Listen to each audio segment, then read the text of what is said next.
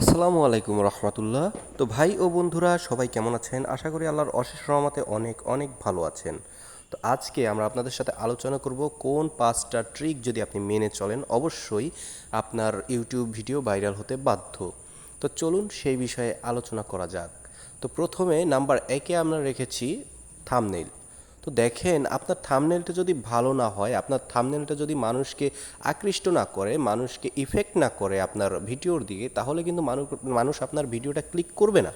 আর যদি ভিডিওটি ক্লিক না করে তাহলে সেই ক্ষেত্রে আপনার ভিউটা কোথা থেকে আসবে? তো নাম্বার 1-এ আমাদের সকলের থাম্বনেইলটা ভালো লাগবে।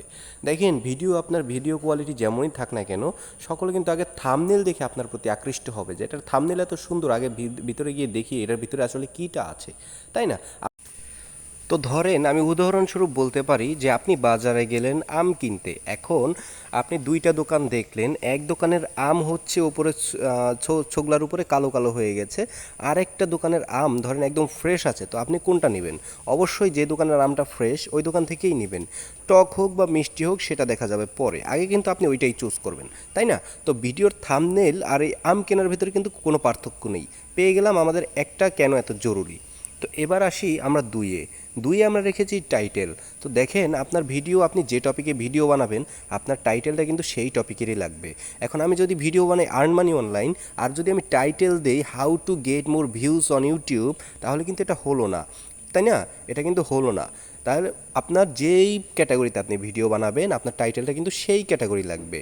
আর এই টাইটেল দেওয়ার মানে হচ্ছে, ধরেন আপনি earn money online related video বানিয়েছেন, আপনি টাইটেলে দিয়েছেন আর্ন মানি অনলাইন 2023।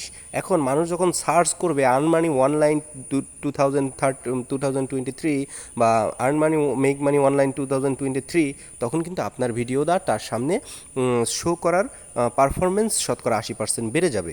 আর ওই 80% বেড়ে গেলে ওখান থেকে কিন্তু 20% 30% ভিউ আপনি কিন্তু অনায়াসে পেয়ে যাবেন। এই হচ্ছে আমাদের টপিক নাম্বার 2। তো আমার 3 নাম্বারটা হচ্ছে হ্যাশট্যাগ। তো বন্ধুরা আমরা হ্যাশট্যাগটা কেন রেখেছি, তো এই বিষয়ে আপনাদের সাথে এখন আলোচনা করব। তো দেখেন হ্যাশট্যাগ হচ্ছে মানুষের হৃৎপিণ্ড না থাকলে মানুষ যেমন বাঁচতে পারে না, একটা হ্যাশট্যাগ ছাড়া কিন্তু একটা ভিডিও অচল। তো হ্যাশট্যাগ কী করে? হ্যাশট্যাগ আসলে আপনার ভিডিওগুলো র্যাঙ্কিং করতে সাহায্য করে। কিভাবে? ধরেন আপনি একই লাগাতারে ভিডিও বানিয়ে যাচ্ছেন, ইনকাম রিলেটেড ভিডিও বানিয়ে যাচ্ছেন, বা আপনি ইউটিউব সম্বন্ধে ভিডিও বানিয়ে যাচ্ছেন। এখন আপনি 5টা ভিডিও বানাবেন, 5টা ভিডিওতে যদি আপনার একটা রিলেটেড হ্যাশট্যাগ থাকে, যেমন গেট মোর ভিউজ একটা হ্যাশট্যাগ, ছোট্ট একটা হ্যাশট্যাগ আপনি ভিডিও নিচে দিয়ে দিলেন টাইটেলের পরে, সেই ক্ষেত্রে আপনার কি হবে?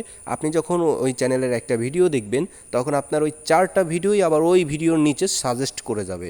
তো সাজেস্ট করে গেলে আপনার ওই 4টা ভিডিও কিন্তু আবার তার যদি ভালো লাগে ওখান থেকে আরেকটা ক্লিক করবে, ওখান থেকে আরও একটা ক্লিক করলে আরও 4টা ভিডিও আপনার চ্যানেলের কিন্তু তার সামনে সাজেস্ট হয়ে যাবে। এই হচ্ছে আমাদের টপিক নাম্বার 3, হ্যাশট্যাগের কারণ। তো এবার আসি 4-এ। তো আপনার 4-এ আপনার ডেসক্রিপশনটা ভালো লাগবে।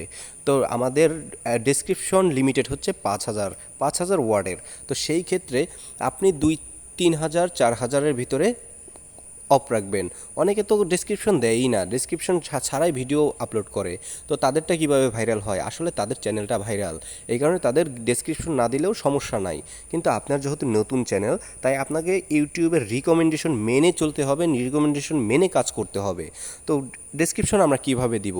প্রথমে আপনি আপনার টাইটেলটা কপি করে ডেসক্রিপশনে বসাবেন, এরপর আপনার চ্যানেল সম্পর্কে কোনো একটা ইনফরমেশন দিয়ে দিবেন।